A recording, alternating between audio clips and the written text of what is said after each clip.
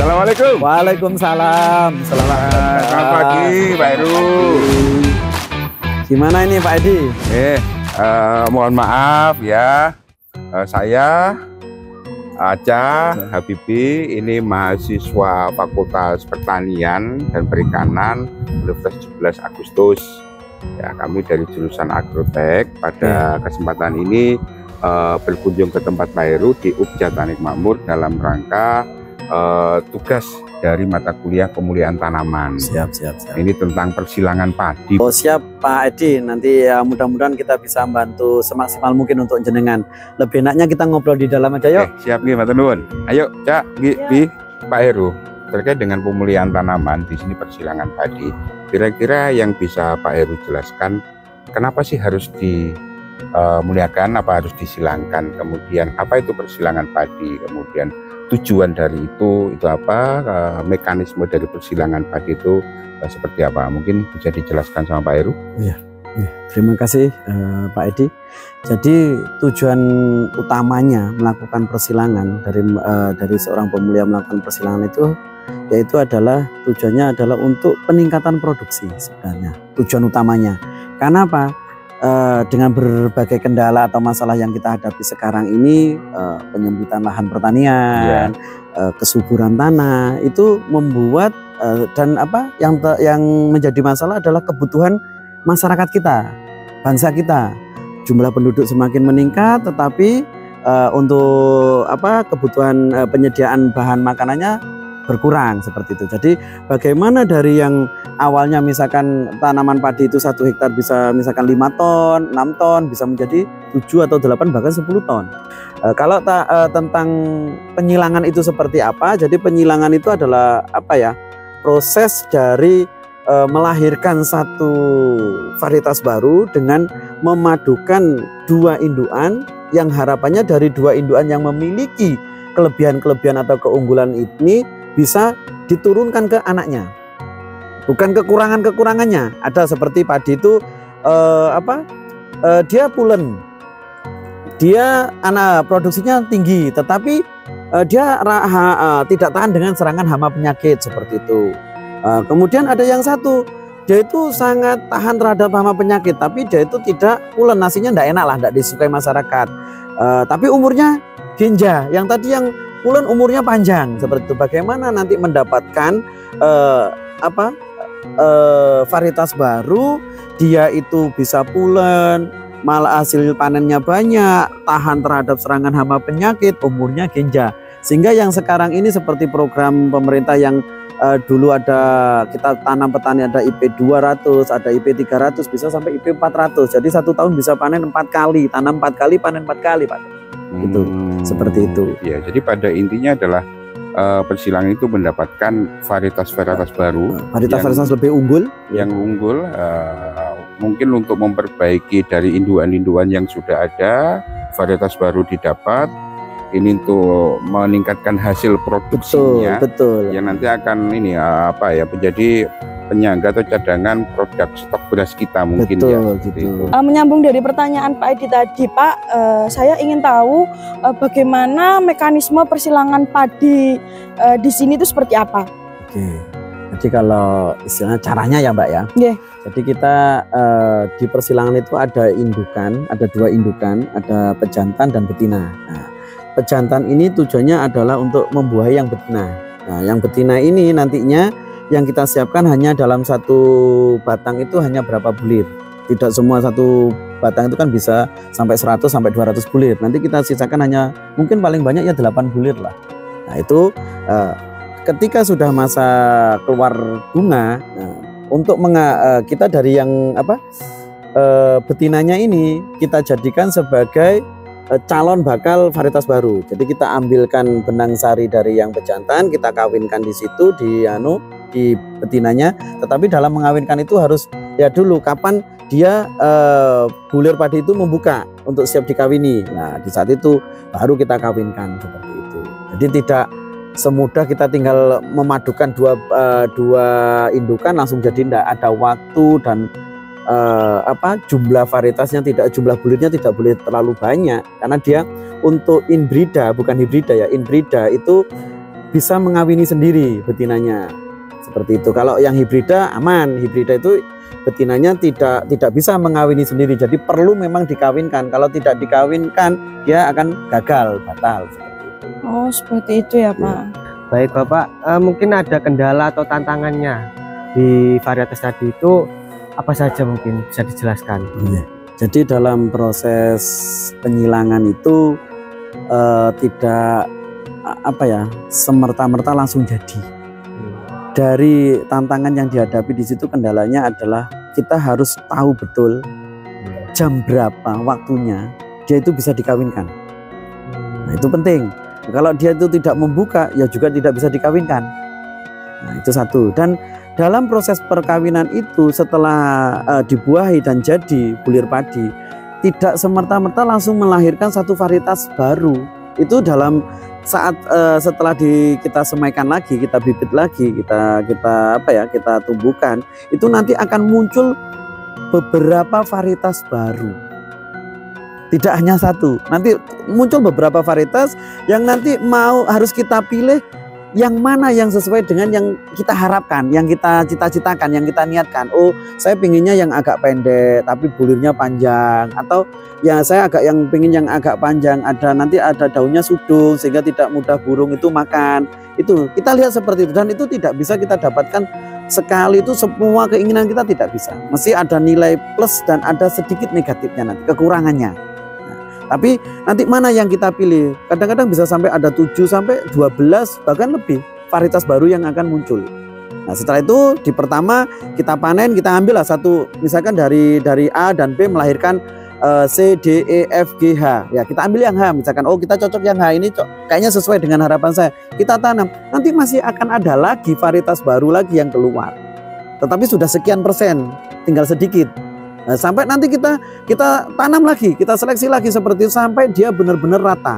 Setelah itu varietasnya sudah sama, tinggi, bentuk daunnya, bulirnya sama, itu baru kita dalam arti kita tanam dalam skala yang cukup luas, kemudian bisa kita daftarkan. Seperti itu. Kendalanya kan hari ini banyak sekali hasil-hasil penyilangan tanaman padi, tapi sampai hari ini belum mendapatkan sertifikat. Kenapa? Ternyata di situ ada uji kelayakan di dataran tinggi, dataran menengah, dataran rendah, juga tentang ketahanan terhadap hama penyakit. Seperti itu. Jadi tidak semerta-merta semua bisa langsung harus melewati proses-proses yang nantinya layak untuk bersertifikat seperti itu. Nah, coba saya tunjukkan dulu ya. Ini salah satu contoh. Jadi benih padi ini sudah siap untuk diedarkan. Kenapa? Dia sudah punya sertifikatnya, labelnya. Nah, ini label itu pun ada macam-macam. Jadi mulai dari label kuning, label putih, label ungu, label biru. Dan masing-masing warna itu memiliki arti makna. Tidak hanya sekedar kasih warna ini. Seperti di sini dicantumkan, di sini varietasnya namanya apa, kemurniannya berapa. Nah, kapan tanggal produksinya, juga kadaluarsanya kapan, itu ada di sini. Jadi ada kemurnian, dalam arti akan muncul varietas baru yang tidak sama, tapi hanya sedikit 0, sekian persen. Untuk ini Pak, platinum ini maksudnya gimana ya? Nah, ini platinum ini dalam arti gini, ada yang premium, ada yang platinum. Kalau premium itu dilihat dari apa? Banyak sedikitnya bulir hampa yang masih ada di dalam sini. Jadi ini hanya dari segi strategi pasar. Kalau yang platinum itu hampir mendekati 0% yang hampa. Kalau yang premium itu masih ada sekitar ya hampir 10% lah yang hampa. Jadi dari 10 kilo bisa 1 kilo yang hampa. Kalau ini mungkin hanya sekitar berapa butir aja yang hampa. Itu sudah kita coba ya, cuma petani kadang-kadang kalau memakai yang seperti ini mereka agak ribet, berpikir 2 kali karena harganya yang sedikit mahal. Tapi sebenarnya ini lebih bagus karena nanti yang akan jenengan semaikan, calon bakal bibit yang jenengan tanam itu memang benar-benar bernas bahasanya kan ada. Jadi kalau di kami itu ada namanya seleksi bernas. Yang hampa kita buang, yang berisi penuh itu yang baru kita jadikan bibit seperti yang di belakang jenengan ini semua. Seperti itu. Untuk nama Inpari, terus ini berarti nama varietasnya ya Pak? Ya ini nama varietasnya. Jadi ada Inpari ini, Inpari 32. Nah, seperti itu. Inpari 32 itu kan dulu juga salah satu indukannya adalah Ciherang. Nah, dari indukannya Ciherang seperti itu. Pak Heru, ini untuk pertanyaan yang selanjutnya. Persilangan padi ini kan sudah dilakukan, kemudian muncullah varietas baru dengan sifat unggul-unggul yang lebih baik daripada yang sebelumnya. Betul. Ini saya lihat di tempat panjenengan di Ugja Tani Makmur ini sepertinya agak asing bagi kami. Ini ada semayan padi kok di atas, tidak di bawah. Kemudian alat-alat besar-besar apa, kayak ada traktor, terus mesin apa itu? Mesin panen. Iya, itu kira-kira ada nggak kaitannya dengan persilangan tadi? Yang kita tahu di lapangan, kita sudah punya produk varietas baru yang benar-benar unggul.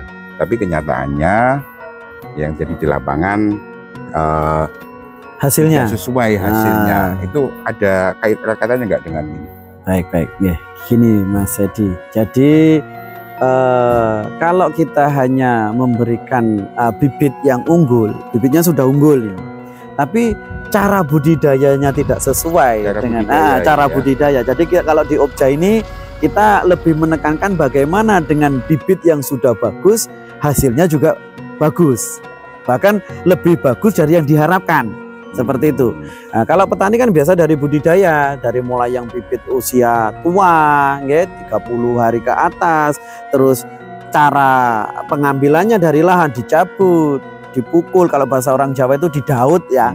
Nah, habis didaut, diikat, dipotong, ujungnya katanya orang Jawa disunat. Nah, padahal itu kan stres. Nah, ada proses stresnya, ada lukanya, kemudian ditaruh di lahan, masih nunggu besoknya baru ditanam, dia sudah layu. Sehingga ketika ditanam, untuk jangankan berkembang, dia harus melalui proses hidup dan mati. Adaptasi dulu untuk memulihkan dulu dari sakitnya, baru kemudian beranak. Itu ada proses 1 minggu lebih. Aklimatisasinya itu. Padahal dalam 1 minggu itu sudah berapa kali anakan harusnya keluar. Kalau dengan bibit yang ada di kita, yang kita kembangkan hari ini dengan menggunakan tray, ya, ini semainya tidak manual, menggunakan mesin green seeder, pakai mesin kita semainya, kemudian tanamnya nanti usia muda, di umur 17, 15, ya maksimal 18 hari lah. Kemudian tanamnya tanpa harus dicabut, dipukul-pukulkan, dicabut sama mesin, langsung ditancapkan hanya sekian detik tanpa stres. Seperti itu, sehingga dia tidak perlu adaptasi terlalu lama, 1-2 hari kemudian sudah mulai proses peranakan. Sehingga nanti yang menjadi yang kami tonjolkan adalah dengan bibit seperti ini akan menghasilkan anakan yang lebih banyak, anakan produktifnya. Sehingga kalau anakannya banyak, insya Allah potensi hasilnya juga akan sesuai harapan, seperti itu. Berarti sangat menunjang sekali ini ya? Sangat menunjang dan wajib seharusnya untuk budidaya dalam modern seperti ini. Nah, kira-kira untuk petani kita di Indonesia secara umum, untuk mengaplikasikan ini, bisa nggak menerima ke pertanian modern ini? Kalau sebagian petani itu bisa menerima, saya katakan sebagian itu tanda kutip bahwa ketika petani-petani muda yang berusia di bawah 40 tahun, nah itu masih bisa diajak berpikir secara melihat visioner ke depan. Tapi kalau yang sudah sepuh-sepuh, sudah tua di atas 50-60 itu sudah tidak bisa itu Pak Edi. Jadi mereka lebih, mulai dari dulu kita tanamnya seperti ini, kok aneh, dengan bibit kecil nanti bibit muda, ya nanti dimakan kul. Kalau nanti tidak diairi karena bibit kecil takut busuk, nanti malah rumputnya yang tumbuh. Banyak kendala di lapangan yang sebenarnya mereka sendiri yang menyebabkan kendala itu. Seperti itu. Berarti tetap harus ada usaha lebih ya, sosialisasi dan demplot-demplot lah, seperti itu. Itu yang sudah kami lakukan mulai dari 2017. Untuk wilayah Banyuwangi sendiri, petani-petani padi ini gimana? Alhamdulillah, kalau sekarang ini perkembangan Ugja di Banyuwangi sudah berkembang sangat pesat karena petani-petaninya mulai sadar. Satu, mereka memiliki tantangan hari ini adalah tenaga kerja yang sedikit karena sudah banyak yang pensiun. Anak-anak mudanya tidak mau terjun ke pertanian. Yang kedua, kalaupun ada biayanya mahal. Terus yang ketiga itu apa nggih? Rebutan mereka untuk cari tenaga kerja, sehingga kadang-kadang jadwal tanamnya harusnya hari ini bisa mundur sampai 1 minggu bahkan 1 bulan. Seperti itu. Jadi belum tanam sudah terkendala dulu. Melanjutkan dari pertanyaan Pak Edi tadi, Pak, mungkin Bapak bisa share penerapan sistem pertanian modern yang sudah diterapkan di Obja Tani Makmur Banyuwangi ini seperti apa? Ya. Yang diterapkan di kami itu mulai dari 2017 ya Obja ini. Jadi pertanian mulai dari pembibitan itu tidak dilakukan atau tidak disebar di lahan, tetapi dilakukan di dalam tray, menggunakan tray. Kemudian tanamnya juga menggunakan bukan lagi tanam konvensional orang ibu-ibu, tetapi menggunakan mesin namanya rice transplanter. Di situ kemudian penyemprotannya juga sekarang sudah menggunakan drone. Terus panennya sudah menggunakan alat juga namanya combine harvester. Jadi dengan pertanian yang sistem itu, dengan bibit muda itu menambah jumlah anakan, otomatis akan menambah potensi untuk mendapatkan hasil maksimal. Dengan tanam tanpa ditanam dengan tanpa stres, tanpa melalui proses yang panjang, itu juga akan memperbaiki hasil bibitnya. Terus panen dengan menggunakan combine itu akan mengurangi susut hasil atau hasil yang terbuang, karena sangat dipotong langsung masuk karung, langsung dibawa ke pabrik. Jadi dalam satu malam itu bobot padi itu bisa berkurang sampai 10 kilo dalam satu sak. Andai kan ada 100 sak, berarti kan ada 1 kintal yang sudah berapa nominal di situ, seperti itu. Jadi itu yang kami terapkan dengan pemakaian drone, sehingga SOP dalam perawatan padi itu lebih maksimal. Sekarang ini kan banyak kendala, misalkan ketika yang dihadapi petani-petani kita, ketika ada hama wereng, sampai banyak petani yang gagal panen. Padahal wereng itu sudah menjadi hama mulai dari saya kecil sampai sekarang. Kenapa belum selesai teratasi? Bukan karena pestisidanya kurang bagus atau agen hayatinya yang tidak bagus, tapi cara penerapan SOP, cara aplikasi yang tidak sesuai. Tetapi menggunakan drone itu selesai semua, dan itu sudah kita buktikan seperti itu. Ini kalau yang di atas ini sudah umur sekitar 13 hari dan besok hari Minggu ini mau ditanam. Ini varietasnya adalah M70. Ini juga dari maksudnya varietas baru ini, varietas baru dengan kelebihan dia super genjah, umurnya pendek, nasinya pulen. Hari ini masih dia kuat di serangan hama penyakitnya. Seperti itu. Kalau yang di bawah ini adalah Inpari 32 yang dari dulu menjadi primadonnya petani Indonesia, petani Banyuwangi lah. Tetapi hari ini mulai dia sudah mulai lemah di serangan hawar daun bakteri Xanthomonas. Sehingga kayaknya 1 tahun 2 tahun ke depan harus mulai inovasi persilangan baru, muncul varietas baru seperti itu. Pak Heru, ini seperti traktor Pak Heru ya? Nah ini fungsinya apa Pak Heru kalau di pertanian padi ini Pak Heru? Ini traktor roda 4. Kalau yang selama ini yang kita kenal kan hand traktor. Ya, singkal. Ya, singkal. Orangnya ada di belakang dan kapasitas kerjanya masih butuh waktu lama. Kalau ini traktor roda 4, orangnya tinggal duduk di atasnya, ngemudikan tanpa kotor-kotor. Seperti itu, dan hasilnya dalam 1 hari 1 hektar itu sudah bisa selesai, Dok. Ini ya. Jadi kalau, sangat lebih mempercepat efisiensi waktu, sehingga dalam luasan hamparan itu yang selama ini kan menjadi kendala hari ini adalah salah satunya adalah kekurangan traktor. Kekurangan traktor bukan kurang traktornya, tapi kurang tenaga kerjanya hand traktor itu. Karena membutuhkan fisik yang luar biasa untuk menjadi operator hand traktor. Tapi kalau ini mbaknya aja bisa ini, bisa dicoba naik ke atas. Naik kamu, Cak. Ya, naik. Nah, bisa dirasakan. Nah, kan gimana rasanya, Cak? Kemudinya aja seperti kok mobil, kemudinya aja seperti mobil, ada tudungnya, penutupnya, aman lah. Seperti itu Pak Edi. Ini kayak naik jeep ini ya? Ya, betul. Untuk traktornya sudah, mungkin bisa langsung ke mesin tanamnya, Pak. Nah, kita di sebelah kita. Bisa jenengan lihat ini, Mas lihat ini namanya rice transplanter. Jadi ini mesin tanam untuk tanam bibit yang di tray. Nah, ini posisi untuk tempat, ini meja bibit namanya. Dan itu ada tangan tanamnya. Nah, ini sekali tanam mesin ini bisa 4 baris. Jadi sama dengan orang 4. 1 hektar bisa dikerjakan dalam 1 hari untuk 4 orang. lebih efisien. Lebih efisien. Kalau untuk manual 1 hektar itu butuh sekitar ya 13 orang lah. 13 orang. Jadi ada penghematan tenaga kerja itu sampai 9 orang. Kayaknya ini baru ya Pak ya. Nah, Masih ini ada labelnya ini. ya, ini jadi hari ini merupakan apa nggih? Kalau ada istilah kelompok tani atau petani itu bingung, kita bingung untuk apa? Untuk mendapatkan alat-alat seperti ini. Untuk kelompok tani itu sebenarnya tidak perlu untuk beli. Karena saya yakin di kelompok tani itu tidak ada uangnya, Mas. Yang bisa kita lakukan adalah membuat kelompok kita itu aktif, terus mau menerima modernisasi pertanian dengan mekanisasi, dan akan dibantu oleh pemerintah. Nah, ini bantuan dari Dinas Pertanian. Jadi kita selama ini termasuk dari traktornya juga dari Dinas Pertanian, termasuk mesin panennya. Itu semua dari Dinas Pertanian, tinggal kita mengelola untuk kepentingan petani-petani di wilayah masing-masing. Bahkan kita hari ini masih melayani juga di petani luar. Ini kita nolak-nolak untuk tanam sama bibitnya. Petani luar sudah sangat banyak yang merasakan dan menyadari bahwa dengan mekanisasi, dengan bibit muda itu akan menghasilkan hasil yang optimal seperti itu. Nah, kalau tadi jenengan sudah lihat traktor roda 4, lihat mesin tanam rice transplanter, lah ini wujud dari mesin panen combine harvester. Ini mereknya Bimo, yang satu Yanmar seperti ini.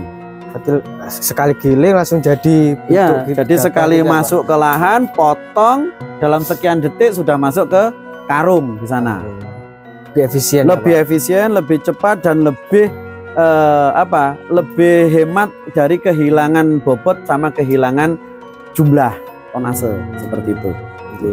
Mungkin mau mencoba Mas Habibie? Boleh nggih, Pak? Boleh, monggo.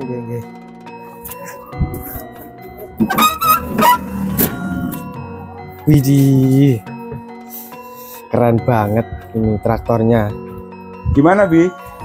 Bagus Pak, ini nyaman. Apa namanya? Keren lah. Ini Pak Heru, untuk peluang kita sebagai pemulia, ini gimana ke depan untuk pemulihan tanaman untuk padi ini? Ya. Kalau untuk di Banyuwangi ini mungkin masih sangat sangat berpotensi Pak Edi. Jadi peluangnya sangat besar karena di Banyuwangi masih sedikit sekali. Yang kebanyakan itu pemulia itu lahirnya varietas baru itu ada di luar Jawa Timur, di luar Banyuwangi lah. Kenapa seperti itu? Karena ya tadi untuk jadi pemulia itu butuh ketekunan, niat, kemauan yang besar. Karena kita seperti merawat